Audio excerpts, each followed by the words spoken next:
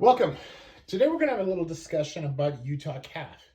What you see before you are 4 shoes that come from different manufacturers, and they're all made with Utah calf. And I guess the question that we have to ask ourselves is all Utah calf relatively the same? You know, is there a significant difference? Is there a reason why we should pay more money for a shoe manufactured with one type of Utah calf versus another, or are they all the same? The price difference of these shoes is going to run from about $350 to about $1,800. So there is a significant difference in the price, but it is all Utah calf. Now, as we look at the calf itself, what is different, right? So let's look and see. Has an oily feel to it. It has pretty good texture. Texture is smoothed out over the toes and areas where it stretches. You can see this is a very, very soft version right here. Now, obviously, you know, you cover it with polish, might look a little different as well, but the feel on it kind of feels a little oily, has a lot of differences. Some of it seems a little bit thinner than others. This is exceptionally soft. You know, as you look at it, though, the texture on this one is actually pretty good and uniform throughout. Okay, just different views of it. Now, obviously, the colors are different, but what causes... Now, I said that one was soft, and I said this one was soft. So just feeling them now. This one, the lining and the Utah calf itself seem to be a different thickness. And you can see they have the little mid piece in between. It's not really piping, but it is kind of that other piece of material that they put in between the lining and the shoe. Then you have this here, and you can see just how thick the Utah calf is by itself. And when we look at other pairs, have the same piece, like here, that Utah calf is pretty darn thick. The lining here is thinner. The Utah calf is thicker. Maybe that's why it's not as soft to the touch. Just feels, you know, thicker.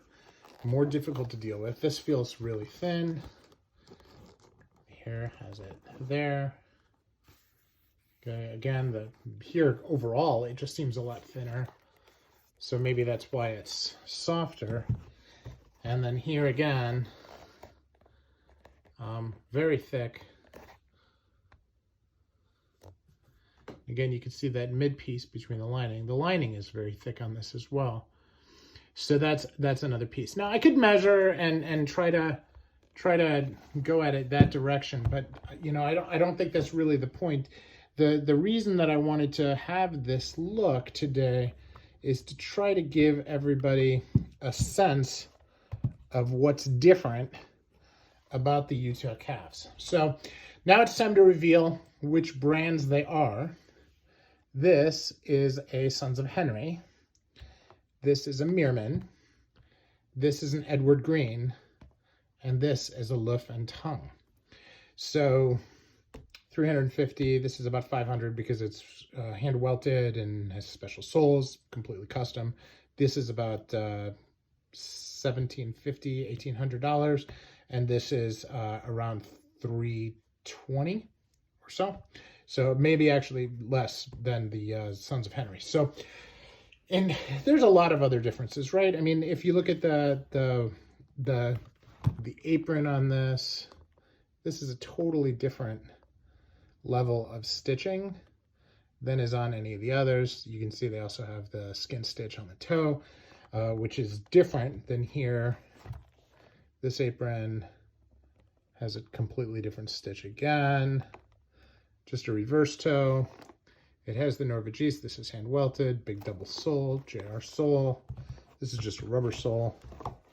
It's also a rubber sole, regular Goodyear welt, kind of an unfancy stitch here.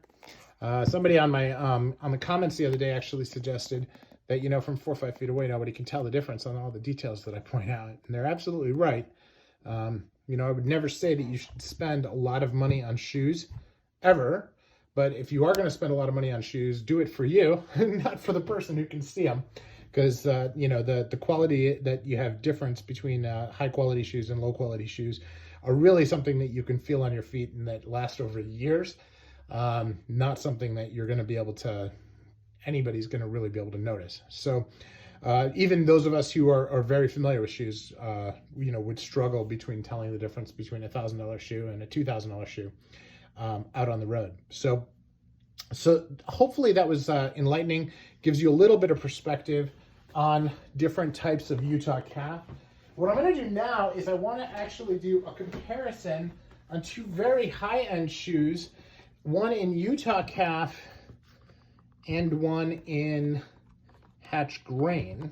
Because a lot of people ask questions about them, and they are very similar. So if you take a look here at the hatch grain, you know, that pattern is very similar. Now, it's not the same. Hatch grain is not as oily, it's a little thicker. These are Acme's, so they're in a similar price range to the Edward Greens, but they're more of a bespoke level kind of shoe that happens to be made on a ready-to-wear last. Just very, very fine details, though, on it. And the Edward Greens are a factory shoe, but they, I mean, they do bespoke as well, but these are not. And, you know, their bespoke are going to be hand-lasted. But, you know, these are, excuse me, hand-welted. These are, you know, they are hand-lasted at Edward Green, but they are Goodyear welted. So, but again, very, very fine quality, very good quality leather.